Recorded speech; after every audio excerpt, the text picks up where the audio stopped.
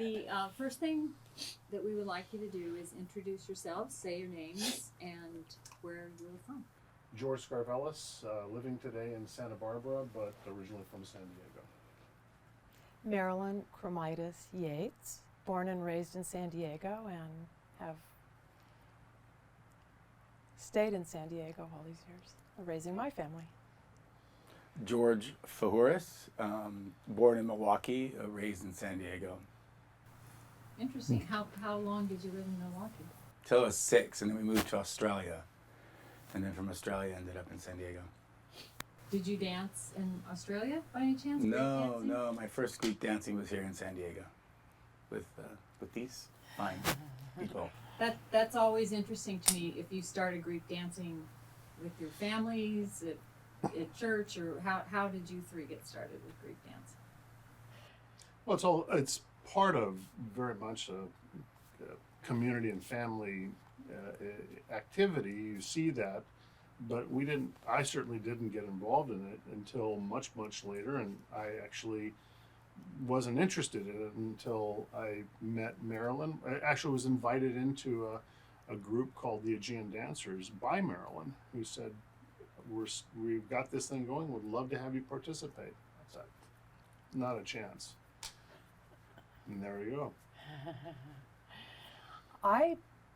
My yaya, my grandmother, taught us, her grandchildren, to dance from the time we were just toddlers. So that was really my first Greek dance experience. It was part of our culture, along with cooking and church and dance. And she brought out her old 33.5 RPMs from the 1930s and 40s and played them on her record player, and I have sweet memories of her like that. That was my first memory of Greek dance, and it evolved, and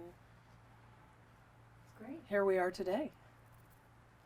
Yeah, and growing up Greek, both my parents were Greek. They would have parties, and they would put the albums on, and they would be dancing, and I would sit in the corner watching them as a little kid. And that was my introduction. If you ever see my mom dance like so many of our parents, Sure. Her mood would change in an instant as soon as a Sirtor or a Greek song would come on, and she would get up and start dancing. And she's 90 years old, or 88, and same, put the Greek song on. She could be sick, she'll get up and she'll start dancing and become healthy instantly. Yeah. Very sweet. Yeah. Let's fast forward to the story you were telling me on the phone, actually, about how, going back to Junior Parish Council, how you guys were at the very beginning of it and how it started. So my recollection of how the Folk Dance Festival started was that in the mid-1970s, I was just beginning college, and at our local parish, St. Spyridon Church, we had sort of an older young adult youth group, the Junior Parish Council, and a new youth director was introduced as our leader, that being Peter Preovolos. And that happened simultaneous with having started the Aegean Dancers, which was sort of the first official, under the auspices of our parish, Greek folk dance group at St. Spyridon. So that's sort of the context, and I think we were ready and hungry for a project, a mission, and I think George has a... Well, Greek folk dance has been part of Greek communities in America for since the first community was established here. People brought over their remembrances of their culture, their place in Greece, whether that was an island or a mountaintop or someplace else. But what was different here was the organization around it. And when the Aegean Dancers were founded, there were relatively few Greek folk dance groups in America founded specifically to perform outside of the parish, which is kind of a different thing. March 25th and Easter picnics and things, yes, all parishes have that sort of thing, but this was a little bit different. Mm. And because of that, it kind of brought something else out of us. We started first with a performance at the Greek Bazaar here, which was the annual fundraiser for the church. And Marilyn had invited a group called the Festival festival ensemble from Oakland, California, and this was actually a very accomplished group of dancers, musicians, singers under the direction of Perry Phillips and Nathan Karras, who was famous for a famous folk dancer. Very professional. Very professional, an actor, a musician, and dancer. And that experience of us performing with a really terrific ensemble gave us such a boost, such a tremendous amount of enthusiasm for what was going on, that we actually began talking, how do we create this as an ongoing event? And that's the beginning of That was the beginning. Of the FDF. Yeah. So you actually performed with the group, or you didn't just watch? You We performed a separate set of our own Right. choreography, music, dance, costume. They did their own, but they were so supportive and so enthusiastic. And this had been a group that had gone and performed at the Pantages Theater in San Francisco, at Harrah's in Tahoe, and to have that kind of emotional support and enthusiasm for us, we're just getting started. That gave us a shot in the arm. And as Marilyn said, you know, that kind of young group, the Junior Parish Council and Aegean dancers, that we said this is an opportunity to do something different and special and fun, and that's the operative term. And I remember looking at those dancers and looking at each other and saying, we want to do that. Right. That's what we want to do. Yeah. Who were some of those people, George, in that group that inspired or even led you or supported you? That moment was the moment that I think we were all truly inspired watching them dance at that festival. I don't remember any of the names though. Yeah. Well, I early don't- on in FDF, who were some of the people that, besides Peter, and you feel free to talk about Peter, Ellie, any of Well, Don and Ellie Hyatt were really the patron saints of the FDF. We had originally met them through Friday night dance classes at St. Spyridon, and as we began to form the Aegean Dancers, they became indispensable resources. They had extensive experience, knew lots of people. They gave us materials, gave us books, costume books, all sorts of things. Recordings. And it was really very, very helpful. And we invited them, being the experts that we came to know them to be the first judges at the first folk dance festival. And they were just two people that I think were just constant in those early days. And they were just, they were just two beautiful people that were kind of an equalizer. Even in the debates that we had in the early days, and we were debating how we set up the folk dance festival. Is it going to be a competition? Is it just going to be a gathering? And I just remember Don and Ellie's, just their wisdom and their peace in everything that they did was just really beautiful. It was an equalizer. And remember, we were in our teens or barely out of our teens, and these were people, I think Don was at the time in his 50s. They were each of them as fit as could be from years of folk dancing. They really had an incredible sobering, steadying emphasis and influence on us, I think. Yeah. They kind of gave us the sense of whatever it is, we'll help you figure out what you need to get done. And they opened up their home to us. Right.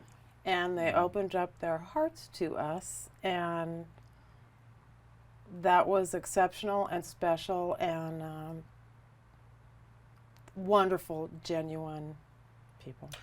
And in addition to that, which is extraordinary, they opened up their contacts, and they introduced us to the world of international folk dance at a time when Greek dance was just kind of something that parishes do for March 25th, or they do at Easter picnics or things like this. Not really something that is performed, not something that accurate costumes are created. We were doing, Sirto and Samiko with, a fustanella and an Amalia costume. No. International folk dance really was something that placed a tremendous emphasis on authenticity, on costuming, on music, on all of these things. And they opened the door for all of that at a time when we had a great idea and a lot of enthusiasm, but they helped. What about your parents must have been supportive, because you don't just suddenly start coming up with costumes and How old were learning you? authentic Oh dance. my God. I was 15 when we started this. So I was definitely needed the help of my parents because they drove me to the classes and to church, 2-3 times a week sometimes to rehearse. Everybody was at a different age, but and then sewing. Our parents would sew the costumes, and they would get together, and it helped them cohese as a group too and become friends. Yes. And they become much closer, our parents together. It's true. And I would say that even those of us who were a few years older, so we didn't need our parents to be involved, they were involved, very supportive. These were the days of manual typewriters. These were the days of carbon paper and Xerox machines, the early days of Xerox machines. They helped us collate registration packets, staple, fold, mail, handwrite addresses. They cooked for us. They sewed wrote costumes. checks. They wrote checks. Right. They were the folk dance festival family. Right. It was all of us. Now, in terms of actually organizing FDF, because you were the guys that did it, how did you know what you were doing? Was Peter taking a leadership role there, or? You have to remember that at the very beginning, this was the Junior Parish Council, and the Junior Parish Council concept was young people in leadership positions. And Peter was indispensable in many respects, but I think he was also, I think he was inspired by us as well. I think this was a really charismatic young group of people with a lot of talent, and he knew enough where to lead and also when to let us lead. I think that was very important. Here was a young man with a young family, three young boys, and I think that he wanted to make a mark for his family and for his faith, and we were just a charismatic group of kids that really had a lot of enthusiasm, and I think that was an effective combination. You used the word charismatic. What? Either the two of you want to speak to that? Sure. The Peter, group being charismatic.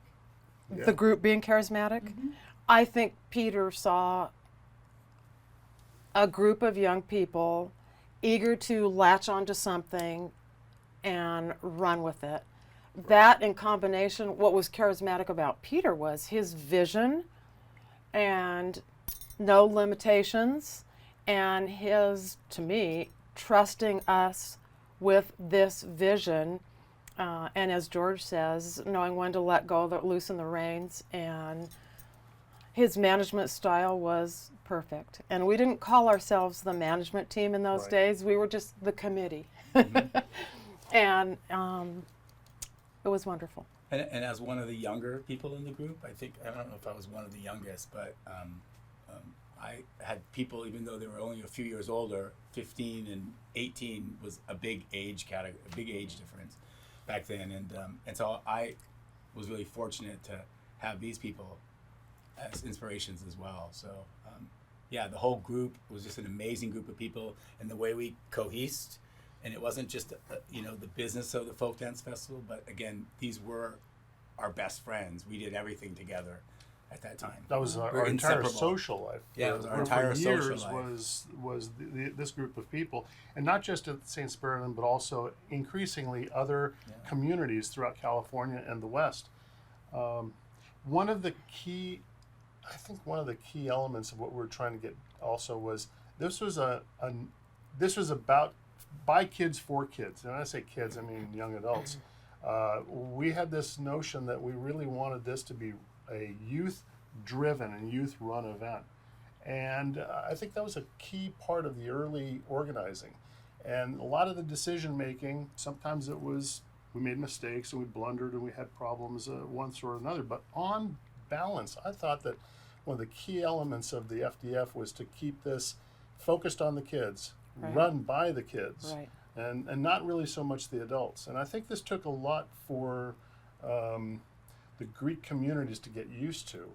But effectively, this was a hallmark of what we were doing as an organization, is trying to put as much of the decision making and the organizing and effort behind people who were very young, and this might be their very first administrative or creative responsibility. Peter was very hands-off.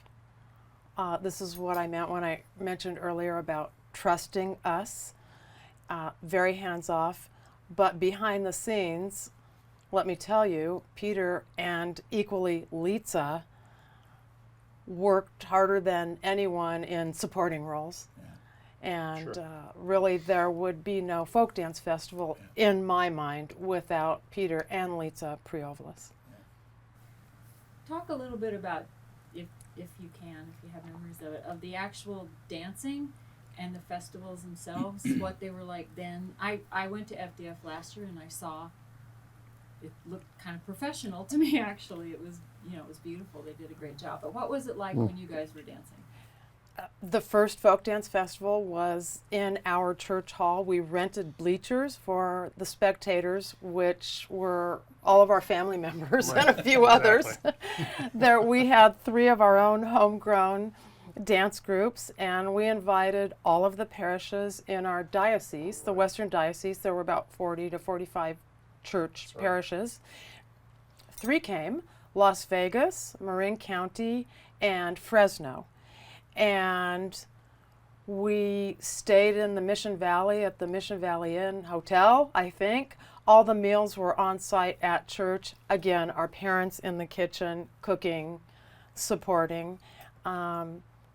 Very low key, very genuine, very pure. It was wonderful. The dancing at that very first 1 or 2 was, in comparison to what you would see today, was very Elementary. kind of crude. Certainly not accurate by today's standards of scholarship that now the FDF kind of prides itself on, with costuming and dance and music. But what we made up for what we lacked really in all of those resources, in understanding of the music and dance and authenticity of all of these elements, we made up for in enthusiasm. And that was really the key to getting this forward over the next few years, was just this passion. It wasn't about being authentic at the early time. It was about absolutely getting people there and having a good time. And that's really, I think, if we had focused on, oh no, everything has to be right to begin with, it wouldn't have gotten there. It was fun first. It was enthusiastic first. The authenticity and the museum quality kind of performances and costuming, that came later. Thankfully, of course, but came later. And the connection that we made with the other dancers. Right. It was instantaneous. We became friends, and overnight we all of a sudden had friends all over California, all over the Western states, and that was just amazing, because we had this connection, not only being Greek, but this desire and love and passion to hold on to that Greek culture and heritage through our dancing and song and costume. And once that net was cast, this folk dance festival just exponentially increased. The next year, maybe there were That's 6, true. and then 15, and then 20. I don't have the statistics. It exponentially increased, and through the years, the friendships, the partnerships, the marriages, and then children, and then there are some grandchildren of original Scary to folk think dance of. festival Scary to think of. dancers dancing in the festival today. What do you think has made it last this long? And not only last, but continue to grow? I think that as far as how it's lasted all these years, I think this is really part and parcel of the Greek experience. There's no question that this is a manifestation of the Greek diaspora. I mean, Greeks since the Bronze Age have been seen emigrations from Greece, was this poor little tiny country, colonizing the Aegean and the Mediterranean, and then North America and elsewhere all around the globe. And what went first, what went along with the immigrants was the church. What went along was then this desire to perpetuate the culture, and that's in language and in food. And this just sort of well, if it's language and food, well, why not dance and folk traditions as well? And so we kind of hit on something that was not really something that people were doing other than an occasional performance for a Greek festival or an occasional March 25th, but actually focused it around dance and then music and choral and then costuming and a celebration of all these folk arts, which was, I think, different. And that's the reason, and gave that kind of an initial boost that people really enjoyed. And I think, too, the faith really has been the underlying foundation from the very beginning of the Folk Dance Festival. And there have been personal triumphs and personal tragedies, certainly, woven throughout the years. And it's been our faith that we've all relied upon, and that spirit and spiritual part of life has brought us closer together. It's not just about the dancing.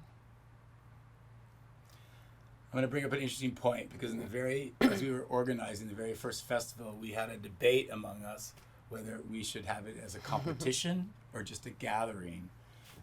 And that went on for quite a number of years, and I remember there was 2 camps. Which camp were you in? I think, I didn't know at the time, but I look back now, and in those early years, I remember looking back and thinking the competition is what really helped it propel. And I think it's human nature. You want to know that you did well, and you really want to know, who everyone appreciated the most.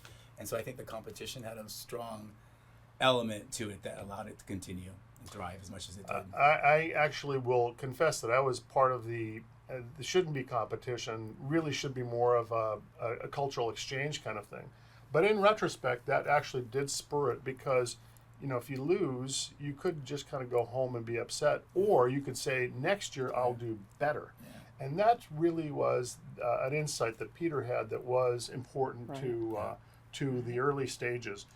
Early on, it needed that kind of stimulus of the competition to keep everyone on their toes, come back with something better and something novel and something unique. And you're right. Peter, in his wisdom, was in favor of competition from the very beginning, and it is that competition that gave so many of us something to aspire to. And so competition was the right way to go. Yeah. It was never the key thing for me, and maybe, I don't know about for you, it was never the key thing. I got a drawer full of these little medals and that sort of thing. But it was the thing that drove a lot of people. And I remember thinking that this was an important part of it, an important part of the experience, because it was sort of a measure. How did I do? How did our group do? And for directors, it was kind of like, well, not good enough, we're spectacular. So that was important. What about the experiences I've read in the Oli Mazi newsletters, newspapers, that you all served as president, master, and you were also master, mistress of ceremonies at different FDFs. What prepared you for that? Or did you just do it because? Thrown in. Somebody had to do it, so we just Right. put on our hats and do it, and switched roles, and it was actually, from the beginning, very good training for the real world, very good training for a professional career. We were in a position where we needed to communicate with elders of the church, inviting judges, people who were very busy. Selling people on why they should come, Right. which was, in the first several years, a critical part of the process to get people Right. attending. And our salesmanship skills were not all that great at the beginning, but it got better. And the support that we gave each other. I mean, there Absolutely. was just this abundance of love and support. So no matter who was, taking on the workload, the support was always there from one another. And the friendships and the relationships are the key thing, and it really was a little bit about recruiting and relationships. And I mean, over the years, not just the three of us, but hundreds of others have been not only friends and best friends, but intermarrying and in each other's weddings and baptizing each other's children. And I mean, it's really a remarkable story. Interestingly, in those first few years where we were all involved together and held the festival here in San Diego for several years before it started traveling to other communities for hosting, there was never an ego issue or a self issue. As George says, all for one and one for all. It was really quite unique and a beautiful thing, and here we are today. Do I want to say 40 years later? The best of friends and Kobadi still. Sure. And speaking of those relationships too, I mean, we did have our faith that brought us together in our Greek culture, but I don't think I can count the number of weddings that I ended up in from all over California. And the pictures and the images of, and they weren't just small weddings either, because you had so many friends. Oh, You had no. weddings with 24, No. you know. 400, 500, 600 people at weddings. And what did we do at those weddings? We all danced. Danced, Yeah. sang.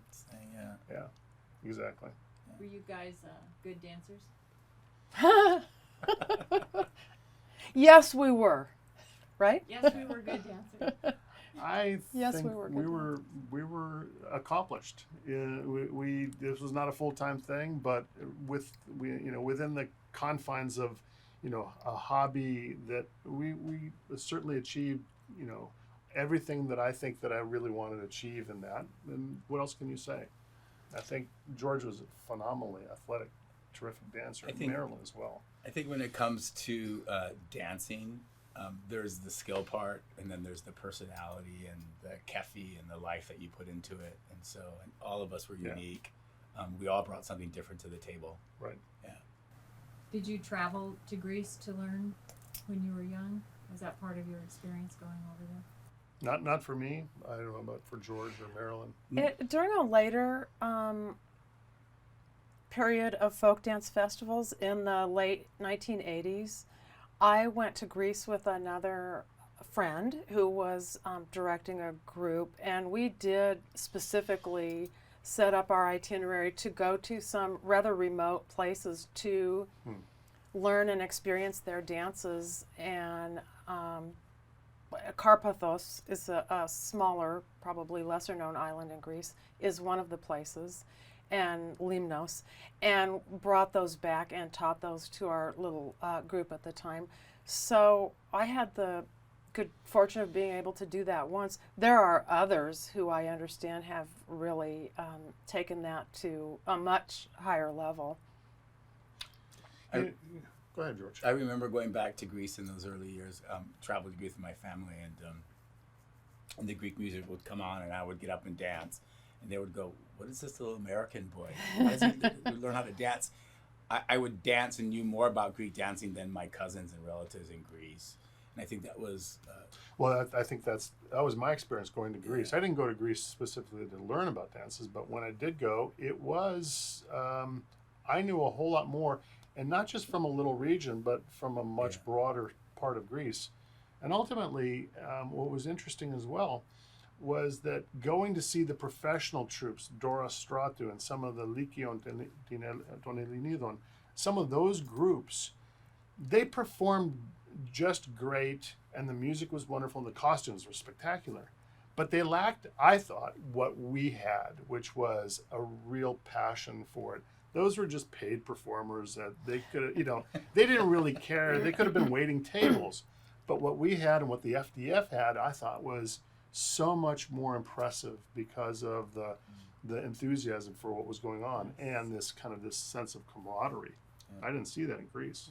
We enjoyed a lot of high-spirited times We did. Yes. on the dance floor, I would say. Yes. How are you, or are you all three still involved with FDF? I know you are, Marilyn, but George. No, I'm not. I've not been involved. I think the last FDF I went to was 15 years ago, I think, when it was the 25th anniversary. I moved from San Diego went to college in Santa Barbara, met a young lady there by the name of Alexandra. We eventually got married.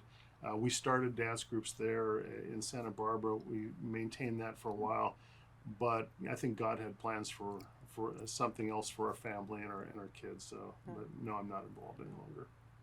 My involvement in FDF after those first 5 or 6 years sort of ebbed and flowed as I had career obligations and things like that. But I did spend many years teaching folk dance groups of various ages at church. And then ultimately, when I had my own children, got them involved. And so on and off, once again, taught and attended some folk dance festivals. I have not been involved in the organization of the folk dance festival for some years, but have experienced the joys of being a parent and seeing my own children enjoy and appreciate Greek dance and their participation in the folk dance festival. That's part of the Greek It's been experience. lovely. That's part of the Greek experience. Yes, it is. Enforced participation by your parents. They did it to us. We do it to them. Yeah. A lot of that going around in a lot of different groups. Right. Would you like to, we're just about out of time, would you like to, if you can, say the names of everyone that was in that first group with you, just so we have them on video, or is that? Are you talking about the dance group that we were part of? Because we were performing as well as administration and organization. Well, there's the stationery that I left you Yeah. out there has the names of all of the people who organized and put on the first, probably 2 folk dance. Certainly the first one. Probably the first 2 folk dance festivals. There's I many. would say there's too many to name. And in terms of that first Aegean dancers, I would say best not to try and name them now. Right. I'll give you And some leave somebody out, documentation, right. but I wouldn't want to leave somebody out. And That's fine. it was a little bit of a fuzzy beginning, so I would. Who knew that 40 years later we'd be interviewed for some documentary Yeah. about this? I mean, we would have taken care to, Marilyn's done a very good job of archiving this. But I think the most important thing that may come out, and I certainly hope it does, is the involvement of people who had no vested interest in this. They're not Greek. The Panhellenic, the Philhellenes, that kind of helped us understand what we had and kind of give us that little bit of additional boost. Not only Don and Ellie Hyatt, but Steve Reynolds and Vilma Machette. Vilma Machette, a remarkable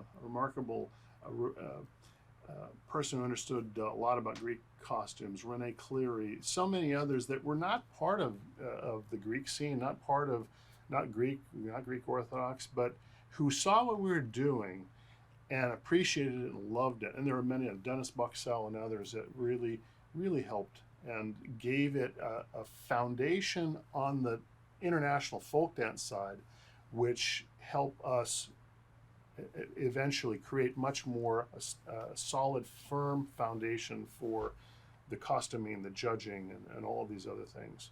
Mm-hmm. And today it's remarkable. George, what, if you could say something or that you would like to see in this documentary, or? I mentioned my mother and Marilyn's mother and a lot of our mothers who did a lot in those early years. And it shaped their relationships together too. With each other. And they would go as roomies and they would stay in hotel rooms together. And their stories were just as much fun as our stories too. And they still talk about them today. They still meet up once a month sometimes, from those Your relationships. Mothers? Yeah. Do you want to say your mother's names? Christine and... My mother, Helen Kromydas, in particular, my father, Milton Kromydas, was there from the first hour of the first day, a prince. with his tulle apron on, ready to be at our beck and call and support us in every way. And Stamatia Scarvelis. Who was stunned in a performance in San Jose when John Bezdakis killed me with a knife and got up out of her chair, but only to find out that we were okay. That's great. I can see a mom doing that. Right. Yeah. Do you have anything else you'd like to add? I know that there are lots more stories, and if you think of things later, I'll give you my card and certainly contact me. And Marilyn and I are going to get together. And Okay. we can certainly get together and talk. Not with these guys; they're too expensive. I do have I do have a video of us dancing one of the very first performances. Oh, I'd love to get. Yeah, at an Easter picnic. Oh, really? Yeah. Easter Right. picnic. And I have Yeah, videos, VHS videos from almost the beginning. Not Oh, quite. that'd be great. Yeah, which That we would be can great. get We're to. getting you. a lot of things digitized. Oh, as we- perfect. Yeah. Terrific. Wonderful. We'd love to see some of that. I think I would like to say that we were blessed that God brought Peter and Litsa Preovolos to us, to San Diego, to St. Spyridon.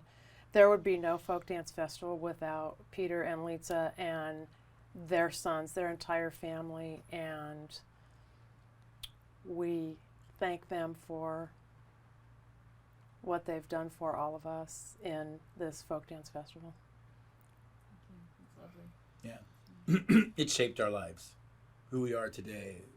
You know, is from those early days. I do have another question. I haven't asked anyone this, but what did your friends outside of the Greek community, at school or in your neighborhoods, what did they think about how committed you were and how much of a time commitment this was? We didn't have any friends outside of ourselves. This was you heard George earlier. This was his entire high school experience. my I high think school, yeah. every waking hour that was not dedicated to work or study was trying to figure out where we could find information about Greek dance or meet people or travel to the intersection in Los Angeles or Yeah. Find the parts to performing make or- the jewelry Yeah. or whatever it was. going to LA into the garment district to find stuff that would reasonably approximate something that somebody would have had in some village in Greece. So yeah, it was all consuming, and that was part of the fun. And we would get invited to go to other festivals, and we would invite those groups to come to our festivals, and that was in those early years. Remember, do those trips? Yeah. Taking trips, traveling all over California and So- elsewhere. Did you go outside of the country at all? To With as a perform? group? Yeah. No. No. No. No. But were you involved when I know there was a group from South America who came, or was that later? Was it? What was That was Hawaii. later. They came Hawaii. They came and performed at Folk Dance Festival. it? Yes. Go ahead. I was just gonna say, for Peter and Litsa, I'm not sure that we could possibly put into words the profound and lasting impact that the Folk Dance Festival and their support and love over these decades has had on us and our circle of friends and our families, more than we could ever have dreamed of. Yeah.